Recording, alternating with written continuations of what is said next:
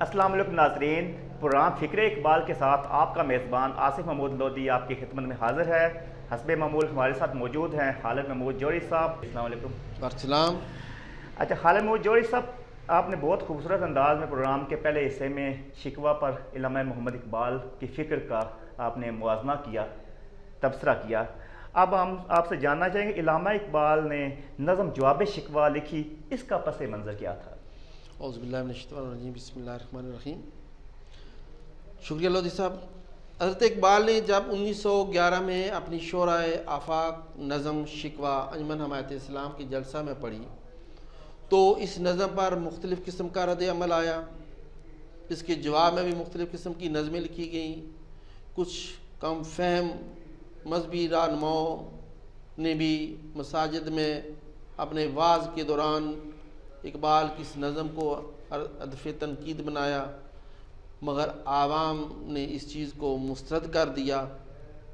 بہرحال اقبال نے جو نظم شکوہ لکھی اس کا جواب اقبال کی ذمہ تھا کہ وہ اس نظم کا جو اللہ کے حضور انہوں نے شکوہ کیا، فریاد کی، اس کا جواب دیں۔ بہرحال 13 آیت درست آیت جو اقبال نے 1911 میں نظم لکھی، حضرت اقبال نے خود ہی 1913 میں شکوہ کا جواب دیا، جس کا نام جواب شکوہ رکھا گیا۔ تو اس کا پس منظر یہ بھی ہے کہ حضرت اقبال اپنی اعلیٰ تعلیم کے دوران جب یورپ میں قیام پذیر ہوئے تو حضرت اقبال نے وہاں کی سائنسی، مادی، سیاسی، اقتصادی، معاشرتی ترقی اور تہذیبی اقدار کو بہت قریب کی نظر سے دیکھا۔ اہل یورپ کی علمی لگن، عملی کوشش، سائنسی ترقی، جذبہ عمل اور ابل بطنی سے بہت متاثر ہوئے، اور جب آپ اعلیٰ تعلیم مکمل کرنے کے بعد واپس ہندوستان لوٹے تو اہل یورپ کے برعکس مسلمانوں میں کاہلی، جمود، بے عملی، غلامانہ ذہنیت، اقتصادی پسماندگی اور عملی ذوق و شوق کا فقدان دیکھ کر افسردہ ہوئے۔ دوسرا یہ کہ مسلمانوں کی اسلام سے محض زبانی عقیدت، خدا کی محبوب ترین امت ہونے کا عجیب احساس، قرآن مجید سے دوری، اسلام کا شہدا ہونے کا صرف دکھاوا اور نبی پاک علیہ السلام سے وابستگی کا خیالی دعویٰ اقبال کی پریشانی کا باعث بنے۔ ان ساری باتوں کے باوجود مسلمان ہر وقت دین و دنیا کی برکات چھن جانے کا خدا سے شکوہ بھی کرتے نظر آتے ہیں۔ اقبال نے اس نظم میں مسلمانوں کی یہ خام خیالی دور کی ہے کہ تم اللہ کے محبوب لوگ ہو، لیکن یاد رکھو محبوب لوگ وہی ہیں جو باعمل ہوں، جن کے اندر خوف خدا ہو، حب رسول ہو اور وہ عملی طور پر کچھ کرنے کی صلاحیت رکھتے ہوں۔ اور تم جس شاندار ماضی کے قصے لے کر بیٹھی ہوئے ہو وہ تمہارے نہیں، تمہارے اسلاف کے ہیں، اور افسوس کہ تم اپنی اسلاف کی جو میراث تھی، جو وہ کارنامے چھوڑ کر گئے ہیں، آپ اس کو بھی سنبھال نہیں سکے۔ تو یہ تھا جواب شکوہ کا پس منظر۔ اچھا خالد محمود جوہری صاحب، یہ نظم جواب شکوہ کہاں پڑھی گئی؟ اس وقت لوگوں کا اس کے بارے میں کیا رد عمل تھا؟ لودھی صاحب، اصل میں لوگوں کو بہت زیادہ انتظار تھا کہ حضرت اقبال کب اپنی نظم شکوہ کا جواب جو ہے وہ دیتے ہیں، اور جب یہ خبر عام ہوئی کہ حضرت اقبال نے اپنی شورا آفاق نظم شکوہ کے جواب میں جواب شکوہ کی شکل میں لکھا ہے تو لوگوں کے اندر ایک خوشی کی لہر دوڑ گئی، لوگوں کے اندر جوش اور ولولہ پیدا ہوا، اور یہ نظم موچی دروازہ لاہور کے باہر اس جلسہ میں سنائی گئی جہاں حضرت مولانا ظفر علی خان کے زیر تمام جنگ بلقان کے سلسلے میں فنڈ اکٹھا کرنے کے لیے ایک جلسہ منعقد ہوا تاکہ ترکوں کے لیے چندہ جمع کیا جائے، اور یہ جلسہ نماز مغرب کے بعد منعقد ہوا۔ حضرت اقبال کی یہ نظم سننے کے لیے ایک جمع غفیر پنڈال میں جمع تھا۔ اقبال نے جب یہ نظم پڑھی تو ہر طرف سے داد مل رہی تھی، اور ایک ایک شعر پر لوگ تڑپ اٹھے، ایک ایک شعر نیلام کیا گیا اور ایک گراں قدر رقم بلکان فنڈ میں جمع ہوئی۔ شکوہ نظم کی طرح اس نظم کے بھی کئی تراجم ہوئے، اور اسی طرح زرار احمد کاظمی جو کہ آرٹسٹ تھے، انہوں نے اس نظم کو بھی مصور کر کے اقبال کا حضور پیش کیا، جسے اقبال نے بہت پسند فرمایا۔ جی بہت خوب۔ اچھا، نظم جواب شکوہ پر مختصر تبصرہ فرمائیں کہ اقبال نے کس طرح اپنی نظم شکوہ کا جواب دیا؟ جی، یہ نظم بھی جو جواب شکوہ ہے مسدس ترکیب بند کی حیت میں ہے، اور یہ نظم جو ہے وہ 36 بندوں پر مشتمل ہے۔ تو اقبال نے جواب شکوہ کے جو پہلے 5 بند ہیں ان میں اپنی شکوہ کی تاثیر اور شکوہ کو رب کے حضور پسندیدگی کا ذکر کیا ہے۔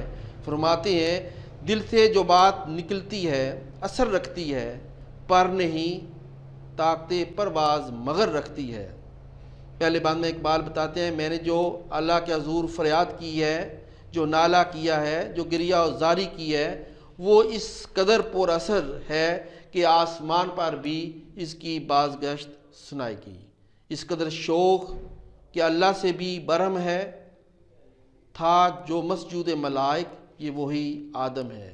اقبال کے نالے، شکوے اور فریاد کا رد عمل یہ ہوا کہ اہل آسمان حیران ہوئے کہ کون نادان خدا کے حضور شوخی کا مرتکب ہو رہا ہے، مگر جلد ہی ان کو معلوم ہو گیا کہ یہ حرکت کرنے والا حضرت انسان ہے۔ فرماتے ہیں، شکر شکوے کو کیا اس نے ادا سے تو نے، ہم سخن کر دیا بندوں کو خدا سے تو نے۔ اقبال کہتے ہیں کہ مجھ پر اعتراض کرنے والے لوگوں، دیکھو اللہ تعالیٰ نے میرے شکوے کو جو میں نے اللہ کے حضور پیش کیا، میرے نالے کو، میرے اس حسن ادا کو اللہ پاک نے سراہا ہے۔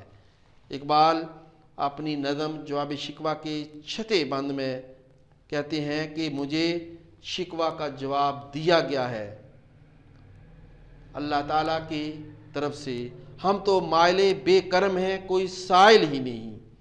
اللہ تعالیٰ فرماتے ہیں کہ اے مسلمانوں، ہم تو عنایات اور مدارت کرنے پر تلے بیٹھے ہیں، آپ پر کرم کرنے پر تلے بیٹھے ہیں، مگر سائل ہی نہیں، امیدوار لطف و کرم ہی نہیں۔ کوئی قابل ہو تو ہم شانے کئی دیتے ہیں، ڈھونڈنے والوں کو دنیا بھی نئی دیتے ہیں۔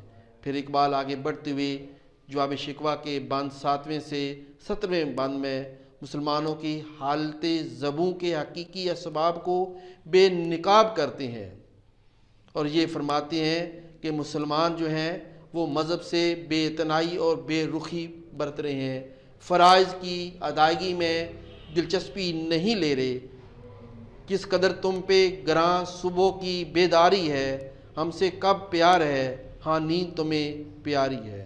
امت مسلمہ کی فکری اور اعتقادی گمراہیوں اور عملی کمزوریوں کو بے نقاب کرتے ہوئے شکوہ میں جو دعوے کیے تھے مسلمانوں نے، ان کو رد کیا گیا ہے، اور شکوہ میں یہ مسلمانوں کو بتایا گیا ہے کہ جن کے کارنامے آپ نے گنوائے ہیں وہ تمہارے آبا تھے تو آبا وہ تمہارے ہی، مگر تم کیا ہو، ہاتھ پہ ہاتھ دھرے منتظر فردہ ہو۔ یعنی کہ ہاتھ پہ ہاتھ دھرے ہوئے آپ منتظر فردہ ہیں۔ یعنی کہ یہاں اقبال نے فلسفہ تقدیر کی طرف یہ اشارہ کیا ہے کہ مسلمان کہتے ہیں کہ ہماری قسمت میں ہی ایسا لکھا ہوا ہے، حالانکہ وہ خود ہاتھ پہ ہاتھ دھر کر بیٹھے ہوئے ہیں اور عمل نہیں کر رہے۔ پھر آگے لکھتے ہیں کہ فرقوں اور ذاتوں میں آپ پڑے ہوئے ہیں۔ جب آپ فرقوں میں، ذاتوں میں، گروہوں میں، نسلوں میں پڑے ہوئے ہیں اور آپ کے اندر اتحاد نہیں ہے، تو اسی وجہ سے آج آپ جو ہے غلامی کی زندگی بسر کر رہے ہیں۔ یوں تو سید بھی ہو، مرزا بھی ہو، افغان بھی ہو، تم سبھی کچھ ہو، بتاؤ تو مسلمان بھی ہو۔ اس طرح آگے نظم کو بڑھاتے ہوئے اقبال اپنی نظم کے 18 بند سے 25ویں بند تک مسلمانوں کے اسلاف کا ذکر چھیڑتے ہیں کہ آپ کے اور آپ کے اسلاف کے درمیان زمین آسمان کا فرق ہے۔ اللہ تعالیٰ کی رحمتیں ان پر تھیں، ان کے کارنامے ایسے تھے، وہ میدان عمل کے غازی تھے، لیکن آپ خود کشی شیوا تمہارا وہ غیور و خوددار، تم اخوت سے گریزاں وہ اخوت پہ نثار، تم وہ گفتار سراپا وہ سراپا کردار، تم ترستے ہو کلی کو وہ گلستاں بے کنار، تمہارے اسلاف اپنے اخلاق و کردار، علم و فضل اور گفتار و کردار میں تم سے کئی درجے بہتر تھے، وہ قرآن و سنت پر عمل کرنے والے تھے، اور مگر تم کیا ہو، وہ زمانے میں معزز تھے مسلمان ہو کر، اور تم خار ہوئے تار کے قرآن ہو کر۔ اسی طرح اقبال اسی نظم کو آگے بڑھاتے ہوئے اپنی نظم کے 26ویں سے 31 بند تک اقبال جو ہیں وہ مسلمانوں کے درخشاں مستقبل کے بارے میں پر امید ہیں، مسلمانوں کو حوصلہ دلاتے ہوئے کہتے ہیں، دیکھ کر رنگ چمن ہونا پریشان مالی، مسلمانوں کو ڈھارس بندھاتے ہیں اور کہتے ہیں کہ مسلمانوں کی موجودہ صورتحال سے پریشان نہ ہوں، کیونکہ قوموں کی تاریخ میں نشیب و فراز آتے رہتے ہیں، اور کسی مسلم علاقے پر آفت کوٹتی ہے تو یہ مت سمجھو کہ وہ نیست و نابود ہو گئے، ان کا وجود ختم ہو گیا۔ عین ممکن ہے کہ ظاہری آفت جو ہے ان کے لیے کسی وقت باعث رحمت ہو، یہ آزمائش جو ہے ان کے لیے ایک چابک کی حیثیت رکھے اور وہ اس سے سبق حاصل کر کے آگے بڑھیں۔ فرماتے ہیں تو نہ مٹ جائے گا ایران کے مٹ جانے سے، اس طرح اور فرماتے ہیں پاسباں مل کے کعبے کو صنم خانے سے، یعنی کہ امید دلاتے ہیں مسلمانوں کو، یعنی کہ مغلیہ خاندان جو تاتاریوں کے نسل سے تھے، ہندوستان میں مسلم عظمت ان کے انمٹ نقوش چھوڑے ہیں۔ اقبال امید دلاتے ہیں اور مزید آگے فرماتے ہیں، رنگ گردوں کا ذرا دیکھ تو انابی ہے، یہ نکلتے ہوئے سورج کی افق تابی ہے۔ اقبال مسلمانوں سے مخاطب ہو کر کہتے ہیں کہ موجودہ صورتحال سے مایوس نہ ہو، کشتی حق کا زمانے میں سہارا تو ہے۔ اقبال درخشاں مستقبل سامنے رکھنے اور مایوسی سے نکالنے کے بعد حضرت اقبال اپنی نظم کے 32 سے 36 بند میں مسلمانوں کو دعوت عمل دیتے ہیں اور فرماتے ہیں، مسلمانوں ہماری قوت کا راز جذبہ عشق میں پوشیدہ ہے، اور اس عشق کا جو سرچشمہ ہے وہ نبی پاک علیہ الصلوۃ والسلام کی ذات گرامی ہے۔ آخری بند میں فرماتے ہیں، قوت عشق سے ہر پست کو بالا کر دے، دہر میں اسم محمد سے اجالا کر دے۔ حضرت اقبال فرماتے ہیں، دنیا و آخرت میں کامیابی اور فلاح کے لیے اسوہ رسول صلی اللہ علیہ وآلہ وسلم کی پیروی ضروری ہے۔ اگر آپ نبی پاک علیہ الصلوۃ والسلام کی غلامی اختیار کر لیں تو پھر تقدیر بھی تمہارے سامنے سر نگوں ہو جائے گی، پوری کائنات تمہارے تصرف میں ہو جائے گی۔ یعنی ہاتھ اللہ کا بندہ مومن کا ہاتھ غالب و کار آفری کار کشا و کار ساز، مگر یہ کب ہوگا؟ اس صورت میں کہ محمد سے وفات تو نے تو ہم تیرے ہیں، یہ جہاں چیز ہے کیا لہو قلم تیرے ہیں۔ یعنی اقبال نے اپنی جو نظم ہے جواب شکوہ، اس کا آخری شعر میں یہ حل بتا دیا ہے کہ محمد سے وفات تو نے تو ہم تیرے ہیں، یہ جہاں چیز ہے کیا لہو قلم تیرے ہیں۔ جی جوہری صاحب بہت خوب، آپ نے بہت اچھا تبصرہ کیا ہے۔ تو ہمیں بتائیے کہ مسلمانوں کی زبوں حالی کا جو شکوہ کیا گیا ہے اس کا حل جواب شکوہ میں کیا بتایا گیا ہے؟ صاحب حضرت اقبال نے مسلمانوں کی زبوں حالی، پستی، ذلت، رسوائی، غلامی، اخلاق کی گراوٹ کا حل یہ بتایا ہے کہ تم اپنے اندر ایمانی طاقت اور قوت پیدا کرو، اور آپ یہ طاقت یہ قوت جو ہے وہ جذبہ عشق سے حاصل کر سکتے ہیں۔ یہ قوت جذبہ عشق میں پوشیدہ ہے، اور جذبہ عشق کا جو سرچشمہ ہے وہ نبی پاک علیہ الصلوۃ والسلام کی ذات مبارکہ میں ہے، کہ اگر آپ عشق مصطفیٰ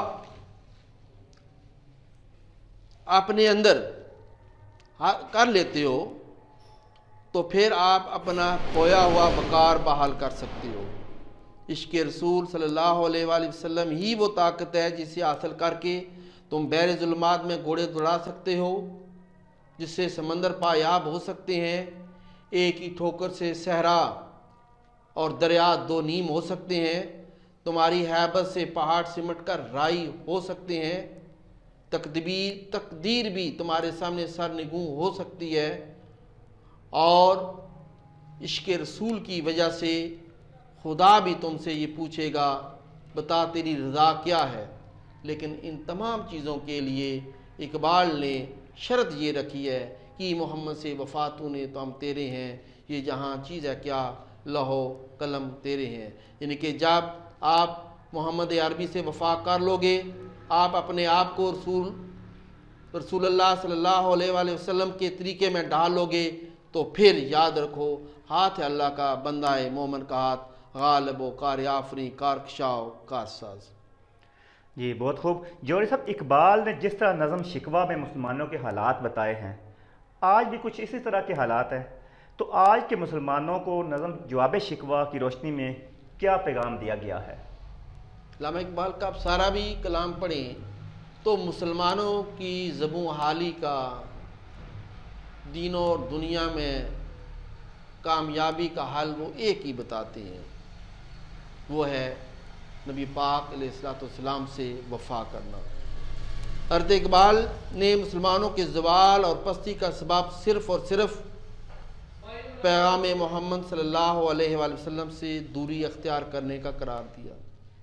اس لیے تو اقبال جواب شکوہ میں زوال زدہ مسلمانوں کو جھنجھوڑ کر پوچھتے ہیں، کون ہے تار کے آئینے رسول مختار، مصلحت وقت کی ہے کس کے عمل کا معیار، کس کی آنکھوں میں سمایا ہے شعار اغیار، ہو گئی کس کی نگاہ طرز سلف سے بیزار، قلب میں سوزنی روح میں احساسنی، کچھ بھی پیغام محمد کا تمہیں پاس نہیں۔